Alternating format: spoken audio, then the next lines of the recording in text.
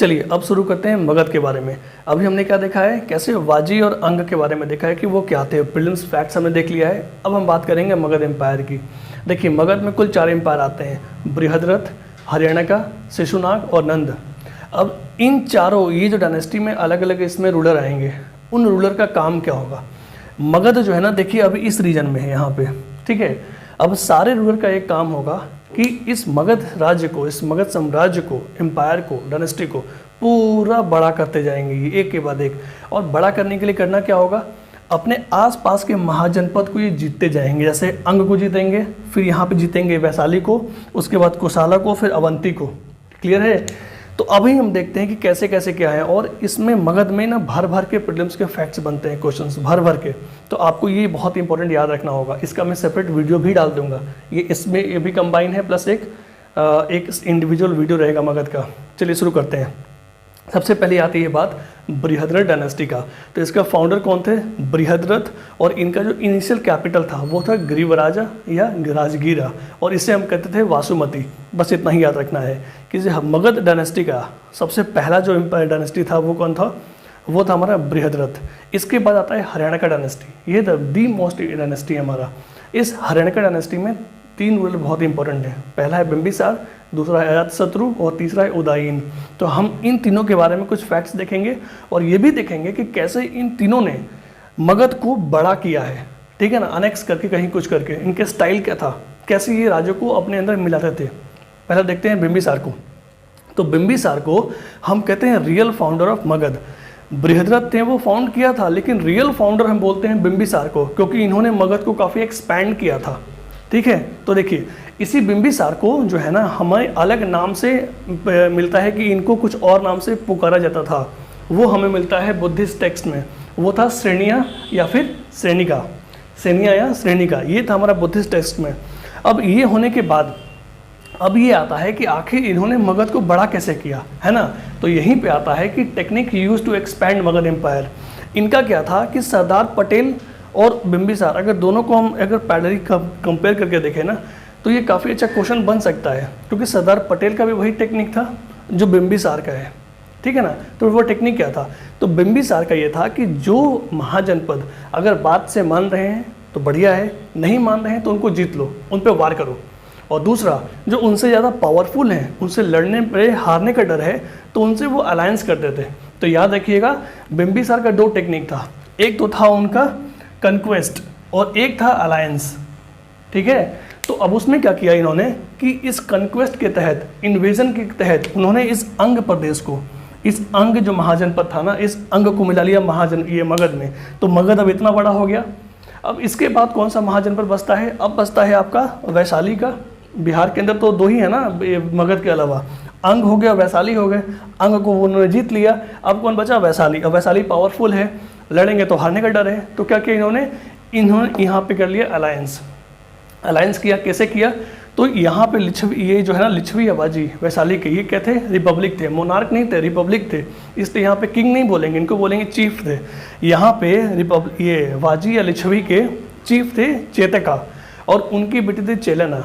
तो चेलना से शादी किया किसने, बिंबिसार ने। तो जैसे ही शादी किया तो एक मैट्रिमोनियल अलायंस हो गया। तो ऑटोमेटिकली उन्होंने मगध को बचा लिया इस वाजी से कि वाजी फिर अटैक ना करे। क्लियर है। इसके बाद ये तो हमारी इनकी दूसरी शादी, लेकिन इसके पहली शादी कहाँ किया था उन्होंने, तो यहाँ पे है कोसाला, बिहार के बाहर है कोसाला, ये ईस्टर्न यूपी में है। यहाँ देखो ईस्टर्न यूपी है, ठीक है, ईस्टर्न यूपी में है। अब यहाँ के थे राजा प्रसन्नजीत और इनकी थी बहन कोसाला देवी। तो बिंबिसार ने कोसाला देवी से भी शादी कर लिया, तो एक मैट्रिमोनियल अलायंस किससे बन गया, कोसाला से भी बन गया। तो बदले में इसी प्रसन्नजीत ने बिंबिसार को काशी यानी कि वाराणसी दिया गिफ्ट में, ठीक है। तो इस तरीके से बिंबिसार ने मैट्रिमोनियल अलायंस के तहत वाजी को मिलाया अपने अंदर और कोसाला को मिलाया अपने अंदर। तो मगध का राज कितना, इतना दूर तक पहुंचा दिया, यहाँ तक। तो ये पूछता है कि बिंबिसार ने इन्वेजन के तहत किसको मिलाया, तो अंग को मिलाया, अंग प्रदेश को मिलाया। मैट्रिमोनियल अलायंस के तहत किसको मिलाया, तो वो वाजी को और कोसाला को मिलाया। ये तो हो गया हमारा कैसे उनका टेक्निक था।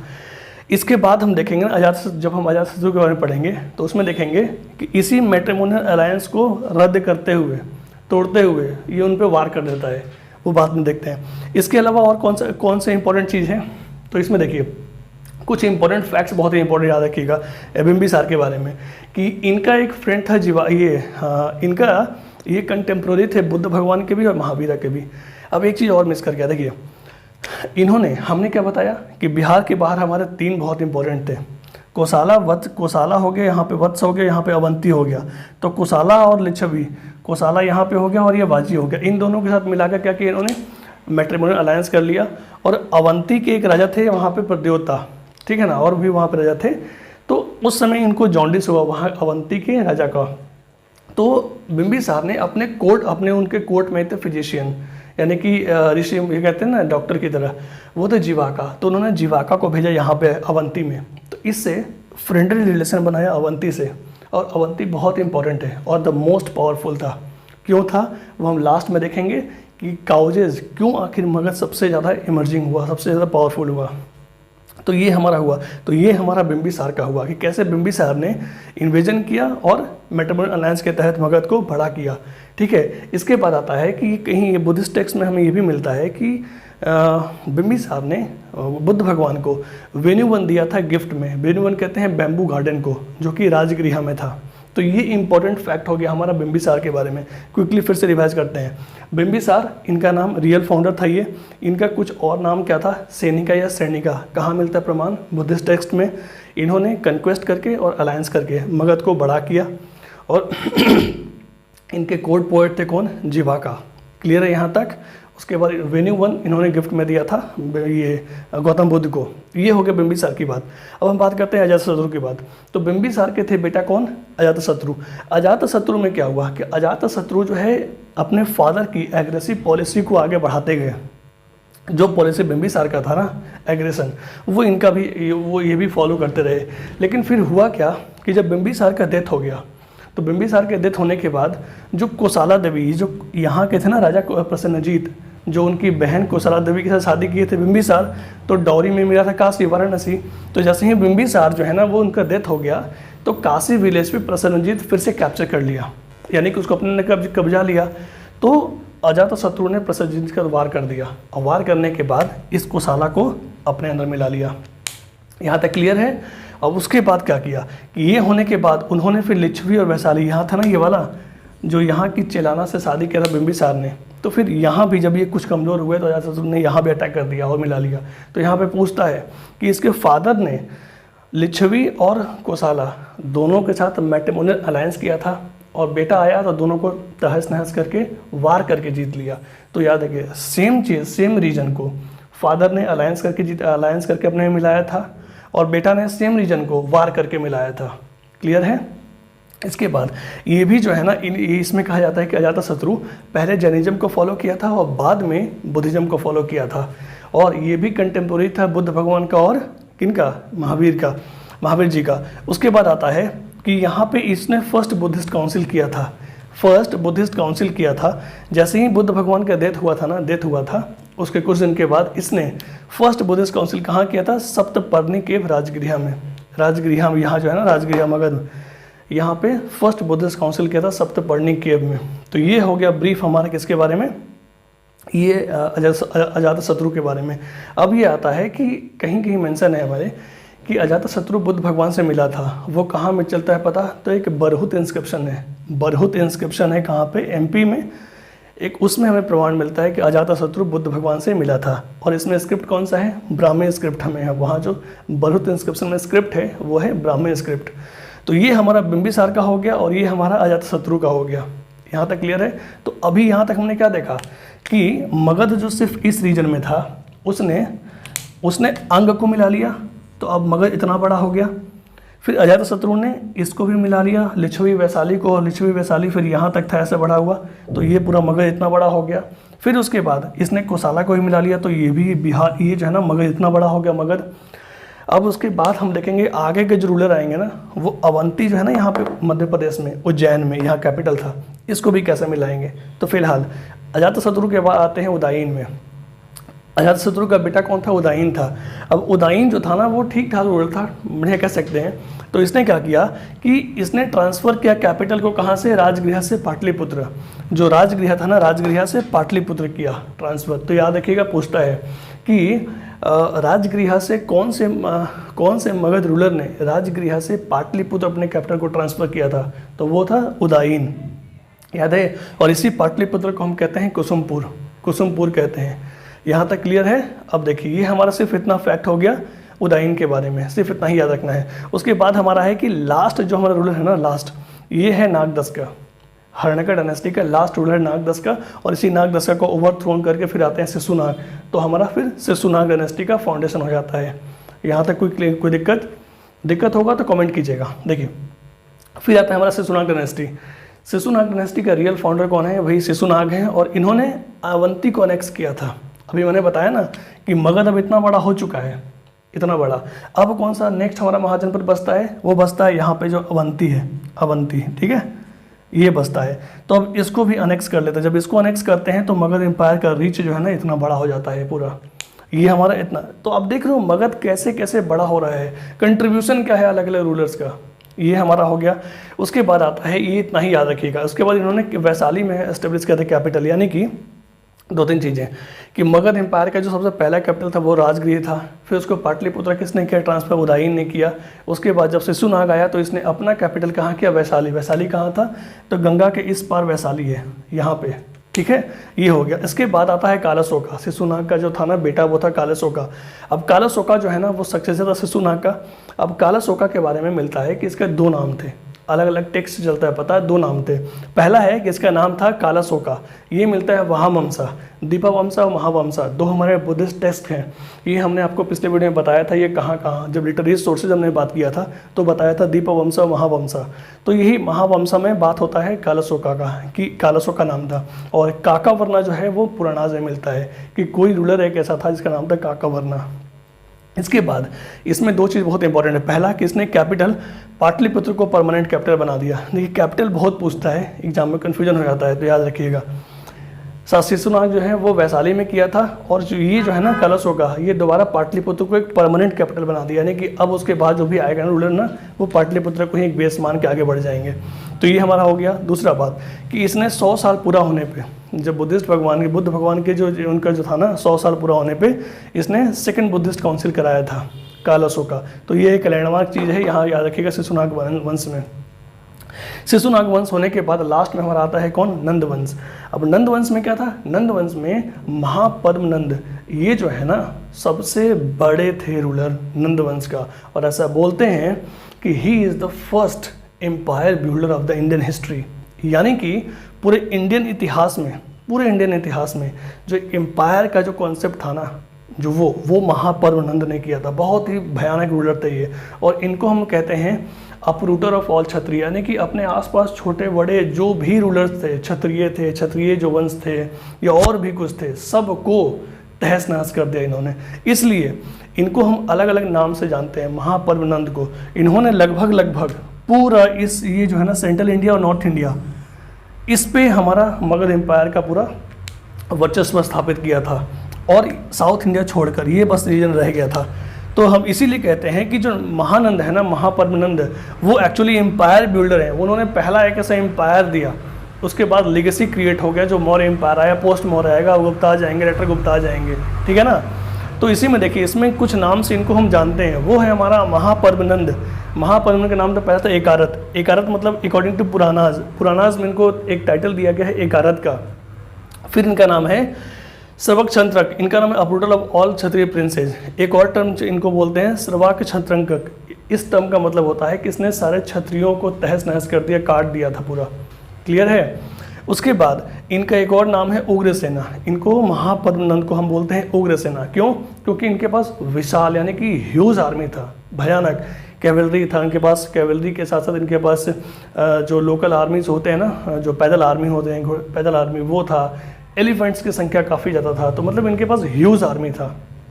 उसके बाद ये तो हमें देख ही लिया, first empire builder of Indian history, ठीक है ना।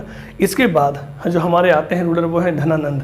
अब धनानंद जो है ना वो भी काफ़ी इनके पास ह्यूज आर्मी, लीगेसी मिल गया ना, फादर के पास था तो बेटा के पास तो रहेगा ही रहेगा उतना, और उन्होंने और उसको बड़ा कर दिया। तो धनानंद की आर्मी से जो उस समय अलेक्जेंडर इंडिया में आ रहा था, तो धनानंद के समय याद रखिएगा कि जब अलेक्जेंडर इंडिया में आया था तो कौन सा डायनेस्टी था एग्जाम में पूछता है, तो वो था नंद वंश, और रूलर कौन था, धनानंद। तो धनानंद की ह्यूज आर्मी को देख के ना एक बार कांप गया था वो अलेक्जेंडर। कांपना इन द सेंस कि वो थोड़ा सा भयभीत हो गया था कि कैसे आगे बढ़े। अब धनानंद जो है ना ये भी कंटेम्प्रोरी था अलेक्जेंडर का, ये मतलब ये भी नहीं, ये ही कंटेम्प्रोरी था अलेक्जेंडर का। और इसको हम लोग कुछ नाम से भी जानते हैं। जो ग्रीक टेक्स्ट बुक में धनानंद के बारे में मेंशन है कि इसे हम कहते थे क्या, अग्रमीज या फिर जैंड्रम्स, एग्रमीज या जैंड्रम्स, इस नाम से हम जानते थे। तो ये हमारा हो गया पूरा उसके बारे में। अब एक चीज़ आप याद रखिएगा कि अजातशत्रु जो है ना, अजातशत्रु के बारे में एक चीज़ और, कि जब लिच्छवी पे इसने अटैक किया था ना, लिच्छवी पे, तो लिच्छवी पे अटैक करने के लिए कुछ वेपन्स का इस्तेमाल किया था अजातशत्रु ने। वो 2 वेपन्स था, पहला कौन था, एक तो था आपका रथमुसला और दूसरा था महाशिलकंटका। ये 2 हथियार के बारे में हमें पता चलता है कि अजातशत्रु ने इस्तेमाल किया था। सोचिए उस समय जो बाहुबली में है ना, जब रथ चलता है तो रथ के दोनों पहिया में एक लगा दिए ब्लेड लगा दिए जो घूमता है, जिसके आसपास कुछ भी काट देगा उसको। तो ये हमारा ये इन्होंने इस्तेमाल किया था, रथमुसला और महाशिलकंटका। क्लियर है। अब ये लिच्छवी और वाजी को जब अजातशत्रु जीत जाता है तो इसके बारे में एक और टेक्स्ट बुक है हमारे पास जिसमें मेंशन है इसके बारे में, वो है हमारा आर्यभट्ट, ये अर्थशास्त्र, कौटिल्य का अर्थशास्त्र जो है ना, उसमें ये मेंशन है लिच्छवी और वाजी के बारे में, और उसको एक टर्म दिया गया है, वो है राजा शब्द पजीवी, राजा शब्द पजीवी। टर्म याद रखिएगा, राजा शब्द पजीवी, नॉट पबजी, राजा शब्द पजीवी। लिच्छवी और वैशाली के बारे में अर्थशास्त्र में एक टर्म मेंशन है, वो है राजा शब्द पजीवी, याद रखिएगा। तो ये पूरा आपका हो गया मगध डायनेस्टी। आई थिंक इतने ब्रीफ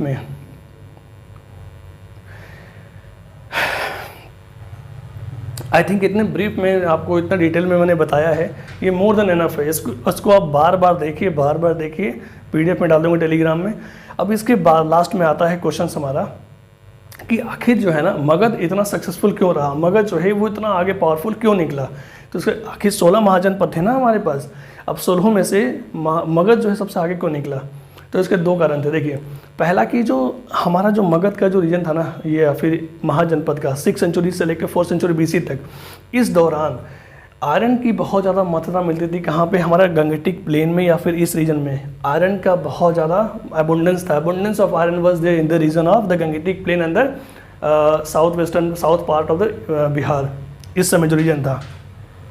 इस आयरन की मात्रा मौजूद होने के कारण इसमें क्या है कि आपको इफेक्टिव आयरन टूल्स बनाते थे ये मगध वाले, इफेक्टिव आयरन टूल्स, और उस आयरन का हथियार बनाने के कारण ये दूसरे महाजनपदास या और लोगों पे बहुत ज़्यादा हावी होते थे अपने वेपन्स के कारण। तो एक तो एडवांटेज ये हो गया। दूसरा ये था कि इनका पहला कैपिटल कौन था, राजगीर। तो राजगीर में भी इनको एक ज्योग्राफिकल एडवांटेज मिला, और दूसरा पाटलिपुत्र आए तो वहाँ भी इनको ज्योग्राफिकल एडवांटेज मिला। तो राजगीर में क्या मिला, राजगीर जो है ना वो 5 पहाड़ियों से घिरा हुआ है, रत्नगिरी, उदयगिरी, सोनगिरी, वैभवगिरी और विपुलांचल। ये सब है ना 5 पहाड़ों से घिरा हुआ था आपको राजगृह।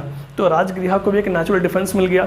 अब जब पाटलिपुत्र शिफ्ट हुआ तो वहाँ भी उसको मिल गया। वहाँ क्या हुआ कि गंगा इधर से आ रही है, गंडक इधर से आ रही है, सोन नदी इधर से आ रही है, और पुनपुन साउथ और ईस्ट से इधर आ रही है। तो एक नेचुरल डिफेंस हो गया इसका पानी से, पूरा का पूरा पानी से डिफेंस हो गया पाटलिपुत्र का। तो इससे फ़ायदा क्या हुआ, फ़ायदा ये हुआ कि एक तो इसकी मगध में जो भी आर्मी थी उनको किसी भी दिशा में जाना होना, ईस्ट वेस्ट नॉर्थ साउथ, वो नदी पकड़ के निकल जाते। तो एक मोबिलिटी आर्मी का बहुत क्विक था। The mobility of the army of the Magadha was very quick, इसलिए वो बहुत जल्दी अटैक करते थे किसी पे। दूसरा कि ये रीजन में हमेशा पानी रहता है, गंगा क्या है, पेरेनियल रिवर है, यानी कि उसमें सालों भर पानी रहता है। तो अगर इरिगेशन ना भी हो तब भी यहाँ पे खेती की समस्या नहीं होती थी, फर्टाइल लैंड था। क्लियर है। इसी कारण से हम ये कह सकते हैं कि अब चूंकि ये चारों तरफ से हमारा नदी से घिरा हुआ था पाटलिपुत्र, तो पाटलिपुत्र को हम एक ट्रू वाटर फोर्ट भी कह सकते हैं, यानी कि जल दुर्ग इसको बोलते हैं, वाटर फोर्ट, याद रखिएगा। ये हमारा रीजन हो गया। तो इस तरीके से मगध हमारा एक्सपैंड करके टॉप पे पहुंचता है, और फिर धनानंद को जो है ना हरा देते हैं कौन, Chandragupta Maurya with the help of Vishnugupta, जिनको हम लोग कहते हैं कौटिल्य, और उसके बाद आता है मौर्य एम्पायर। तो ये मगध एम्पायर हो गया फिनिश। कहीं कोई डाउट हो तो पूछेगा, वीडियो को पसंद आया हो तो शेयर कीजिएगा, लाइक कीजिएगा, सब्सक्राइब कीजिएगा, हिम्मत बढ़ाइएगा। ठीक है, thanks for watching, have a nice day.